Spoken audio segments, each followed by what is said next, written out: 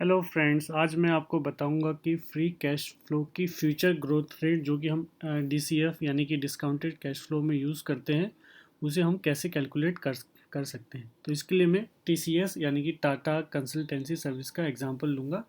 ये देखिए, आप टाटा कंसल्टेंसी का ये Q4 यानी कि फाइनेंस ईयर 2019-20 का फाइनल इन्होंने ये अपना पब्लिश किया है फाइनेंशियल रिजल्ट्स। तो इसमें आप कैश फ्लो सेक्शन में जाएंगे, तो उसमें आपको net cash generated from operating activities मिलेगा। तो उसके अंदर आप देखिए कि फाइनेंशियल ईयर 2019-20 का है 32,369 करोड़, और सिमिलरली लास्ट फाइनेंशियल ईयर का है 28,593 करोड़। तो ये मैंने ले लिया इसके अंदर कैश फ्लो 2019-20 का 32,369 करोड़, और ये 2018-19 का 28,593। इसके बाद मैं इसका कैपेक्स कैलकुलेट करूँगा। कैपिटल एक्सपेंडिचर में मतलब हमें टेंजिबल एसेट्स यानी कि प्रॉपर्टी प्लांट इक्विपमेंट के साथ साथ इन टेंजिबल एसेट्स यानी कि सॉफ्टवेयर जो इन्होंने ख़रीदा है टीसीएस ने यूज़ करने के लिए, उसे भी हमें कैपेक्स में कैलकुलेट करना चाहिए। साथ ही साथ अगर किसी कंपनी का एक्विजिशन किया है, जैसे टीसीएस ने किसी कंपनी का एक्विजिशन किया है, तो भी एक तरीके का कैपेक्स है, क्योंकि हम ये इन सब चीज़ों को लॉन्ग टर्म के लिए यूज़ करेंगे। तो इसलिए मैंने इसके देखिए, ये इसमें आप यूज़ कर सकते हैं payment for purchase of property plant equipment PPE 2538 crore. Similarly ये इन्होंने टीसीएस ने किसी तरीके को एक्विजिशन किया है, acquiring right of use assets 519, और एक इंटेंजिबल एसेट्स है 192 करोड़। तो इसमें मैंने यहाँ पे आप देखिए 2538 माइनस 519 माइनस, सब माइनस का आगे लगा रखा है क्योंकि ये कैपेक्स है, तो सब मिला के 32,549 करोड़ होगा। सिमिलरली लास्ट फाइनेंशियल ईयर 18-19 का ये यहाँ पे है 2053, और ये इसमें कुछ राइट ऑफ यूज एसेट्स नहीं है, और इसने इन्होंने इंटेंजिबल्स में 178 करोड़ का कैपेक्स किया है। तो ये हो गया 2231, और इसको कैलकुलेट करने के लिए हम C F O plus capex, मैंने प्लस किया है क्योंकि ये नेगेटिव साइन है, तो मतलब ये माइनस हो जाएगा इसके अंदर से। तो ये हो गया हमारा एफ सी एफ आया है 2019-20 का आया है 29,120 करोड़, और 2018-19 का आया है 26,362 करोड़। सिमिलरली अब ये देखिए, मैंने इसी तरीके से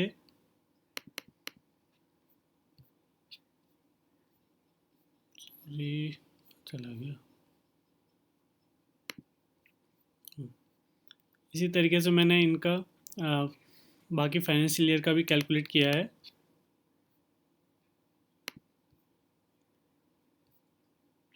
बाकी फाइनेंशियल ईयर का भी कैलकुलेट किया है, 17-18 का कैलकुलेट किया है, 26 16-17 का किया है, 15-16 का किया है, 14-15 का किया है।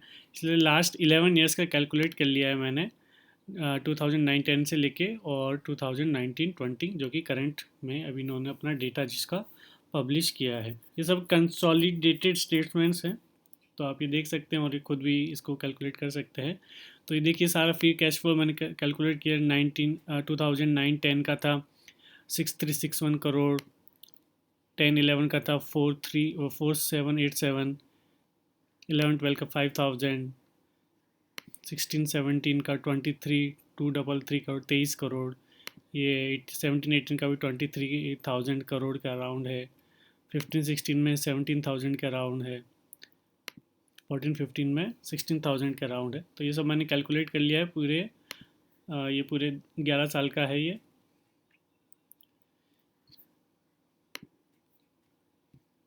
इसके बाद मैं क्या करूँगा कि ये सब मैंने एफ कैलकुलेट कर लिया। तो इसके बाद मैं अब इनका डिफरेंट टाइम पीरियड्स का एफ ग्रोथ निकालूंगा। सबसे पहले तो मैं निकालूंगा 10 ईयर्स का। 10 ईयर्स का हमारा कितना था, 10 ईयर्स का निकालने के लिए मैंने ये वैल्यू 6,000, ये मेरी इनिशियल वैल्यू है। हमको कंपाउंडिंग ग्रोथ निकालनी है, तो ये मैंने इनिशियल वैल्यू ली है 6,361 करोड़, ये यहाँ पे है। Final value 29,120 crore. ये final value divide by initial value 4.57 आ गया, 4.57 आ गया। इसके बाद में CAGR मैंने कैलकुलेट किया है। कैसे कैलकुलेट करेंगे? This value raise to power, क्योंकि 10 ईयर्स का कैलकुलेट कर रहे हैं तो 1 डिवाइड बाई 10 यानी कि 0.1 हो गया। इसमें हम -1 कर देंगे तो मेरा 16.43% आ गया। इसी तरह से हम 7 ईयर्स का कैलकुलेट करेंगे तो 7 ईयर्स में इनिशियल वैल्यू ये है, उसके बाद में ये हो गया 0 1 2 3 4 5 6 7, तो ये है 23,233 वाला। तो ये मैंने कैलकुलेट किया, divide by final value divide by initial value. अब इसका कैलकुलेट करने के लिए अब मेरा टाइम पीरियड हो गया है 7 ईयर्स का, तो 1 डिवाइड बाई 7 ब्रैकेट क्लोज -1, ये हो गया मेरा 20.33%। इसी तरह से एक और 7 ईयर का एक और 7 ईयर टाइम पीरियड का पहले मैं किया, इस टाइम में इनिशियल वैल्यू होगी 4787 करोड़, और फिर नेक्स्ट फाइनल वैल्यू होगी 23,205 करोड़। इस तरह से और एक 7 ईयर पीरियड का कैलकुलेट किया है। एक और 7 ईयर यानी कि कुल मिला के 1 2 3 4 7 ईयर्स पीरियड का मैंने कैलकुलेट किया है। इसी तरीके से अब मैं 7 ईयर्स का कैलकुलेट करूँगा। 7 ईयर का, और सॉरी 5 ईयर्स का। इनिशियल वैल्यू है मेरा 6361 करोड़, ये हो गया। और अभी मैं आपको एक एग्जांपल दिखाई देता हूँ। ये हो गया मेरा इनिशियल वैल्यू 6361 करोड़, और फाइनल वैल्यू है 0 1 2 3 4 5, ये हो गया। Final divide by initial. इसके बाद में CAGR कैलकुलेट करने के लिए ये रेज टू पावर 1/5 यानी कि 0.2 -1, 20.9% आ गया। इस तरीके से और 5 ईयर्स पीरियड्स की मैंने कैलकुलेट कर लिया।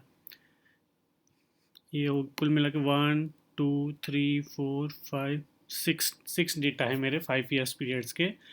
9 10 से स्टार्ट हुआ, 14 15 का। 10 11 से स्टार्ट हुआ, 15 16 का। इसी तरीके से हम लास्ट तक 5 ईयर्स का पीरियड लेके कैलकुलेट करेंगे, 5 ईयर्स का पीरियड लेके कैलकुलेट करेंगे। इसी तरीके से 3 ईयर्स का पीरियड लेके कैलकुलेट करेंगे, तो इससे मुझे मिलेंगे 1 2 3 4 5 6 7 8 डेटा पॉइंट्स इससे मिले। फिर फाइनली मैं 2 ईयर्स का कैलकुलेट करूँगा, 1 2 3 4 5 6 7 8 9, इससे मुझे 9 डेटा पॉइंट मिलेंगे। और ये सब मिला के मुझे कितने पॉइंट्स मिले? 28 है शायद, 28 आया। तो 28 डेटा पॉइंट यानी कि 28 टाइम पीरियड्स का मैंने डिफरेंट टाइम पीरियड्स का मैंने CAGR FCF का CAGR कैलकुलेट किया। तो ये सब आया, कोई वैल्यू नेगेटिव में है, बाकी सब वैल्यू पॉजिटिव में है, ये सिर्फ एक ही वैल्यू नेगेटिव में है। इसके बाद मैं इसका मीडियन कैलकुलेट करूँगा। मीडियन यानी कि दो चीज़ होती है, एक होता है एवरेज यानी कि मीन ये है कि हम सबको जोड़ ले, सारे 28 डेटा पॉइंट्स को जोड़ लेंगे, उसको 28 से डिवाइड कर देंगे तो मुझे उसका मीन मिल जाएगा। मीन यानी कि एवरेज। लेकिन मीडियन क्या? मीडियम एक ऐसा पॉइंट है, 28 डेटा पॉइंट्स है हमारे पास, तो ये क्या करेगा कि ये 20.41% जो मीडियन आया है, ये कैसे कैलकुलेट करेंगे एक्सेल में। मीडियन का फॉर्मूला लगा, मीडियन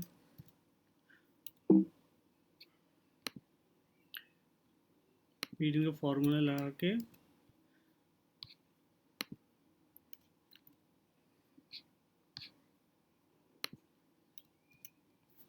मुझे मीडियन मिल गया। मीडियन ये है कि ये जो सारे 28 डेटा पॉइंट्स है, इनको ये मतलब इस तरीके से डिवाइड करेगा कि 14 इसके लेफ़्ट साइड में होंगे और 14 इसके राइट साइड में होंगे। ये एकदम मिडल पॉइंट है जिसके हाफ साइड में आधे आधे डेटा पॉइंट्स होंगे। तो एक ज़्यादा बेटर वैल्यू है मीडियन से मीन से, क्योंकि मीन में क्या हो गया, अगर कोई भी हैवी वैल्यू होगी, कोई बड़ी वैल्यू होगी, तो मीन उसकी तरह स्क्यू कर जाएगा। सिमिलरली अगर कोई छोटी वैल्यू होगी तो मीन जनरली स्क्यू कर जाता है छोटे नंबर्स की साइड में। लेकिन मीडियन क्या है कि वो एकदम डेटा सेट को एकदम हाफ में डिवाइड कर देगा। हाफ नंबर होंगे इससे मीडियन से छोटे होंगे, हाफ नंबर मीडियन से बड़े होंगे। तो अब आप सोच रहे होंगे कि भाई मैंने ये पूरे 10 ईयर्स का ये वाला क्यों नहीं ले लिया 16.43%, क्योंकि इससे हमें 10 ईयर्स से ये नहीं पता चलेगा कि बीच के ईयर्स में TCS का FCF का रेट क्या है, मतलब वो कैसे ग्रोथ कर रहा है। जैसे कि एग्जांपल हम लेते हैं कि जैसे कि अब मुझे कोई कुरियर सर्विस लेना है, मेरे पास दो ऑप्शन है। एक है कि थोड़ा स्लो चलाएगा और अच्छे से लेके जाएगा, दूसरा है कि एकदम फास्ट चलाएगा और बहुत ही घटिया रास्ते से लेके जाएगा। तो स्लो वाले में क्या होगी, अच्छे से सारे ट्रैफिक रूल्स को फॉलो करके जाएगा, धीरे धीरे धीरे और आराम से हमारा सामान पहुंचा देगा। सिमिलरली जो दूसरा केस है उसमें वो सामान पहुंचा देगा, लेकिन वो टेढ़े मेढ़े रास्ते लेकर शॉर्टकट लेगा, सिग्नल ब्रेक करेगा, तो उसको हम वो पहुंचा देगा, रास्ते में से पहुंचा देगा, लेकिन क्या रास्ता उसने यूज़ किया है उससे हमें पता नहीं चलेगा। तो इसलिए हमको बीच के डेटा पॉइंट्स भी इसके कैलकुलेट करने चाहिए। तो बीच में कंपनी ने कैसे ग्रोथ किया है, ये देखिए यहाँ पर 5 ईयर्स में, लास्ट 5 ईयर्स में इसका 12.51% है, उसके पहले वाले 5 ईयर्स में उसका 18.73% है। तो इस तरीके से मैंने इसका मीडियन कैलकुलेट कर लिया है। ये मीडियन आया है, लेकिन ये मीडियन मतलब ठीक है, हम मानेंगे कि हमारा ये मीडियन गलत ही है, तो इसमें फिर थोड़ा सा मैं इसको थोड़ा 0.75 से मल्टीप्लाई कर दूंगा, तो ये 15.30%, 15 ये वो आ गया कि भैया मैं ये वाली 15.31% FCF ग्रोथ को यूज़ करूँगा, क्योंकि हो सकता है कि ये जो मैंने ये कैलकुलेट किया है गलत ही है, तो हम अपना मार्जिन ऑफ सेफ्टी लेके इसको 0.75 से मल्टीप्लाई कर देंगे तो हमको ये मिल जाएगा। अगर आपको कोई भी इस वीडियो में कोई भी समझ में नहीं आया हो तो प्लीज़ मुझे बताइए, मैं कमेंट सेक्शन में लिखिए, मैं इसका जल्दी से जल्दी आंसर देने का ट्राई करूँगा। सिमिलरली अब फिर फाइनली हम लोग TCS का DCF discounted cash flow value calculate करेंगे नेक्स्ट वीडियो में, कि उसकी कितनी होनी चाहिए डिस्काउंटेड कैश फ्लो के हिसाब से। क्या ग्रोथ रेट तो हमने कैलकुलेट कर ही लिए, डिस्काउंट रेट निकालेंगे, डिस्काउंट रेट क्या होनी चाहिए और कैसे उसको हम कैलकुलेट करेंगे, उसका डिस्काउंटेड कैश फ्लो से उसकी इंट्रिंसिक वैल्यू या फेयर वैल्यू हम लोग कैसे कैलकुलेट करेंगे। तब तक के लिए बाय, टेक केयर।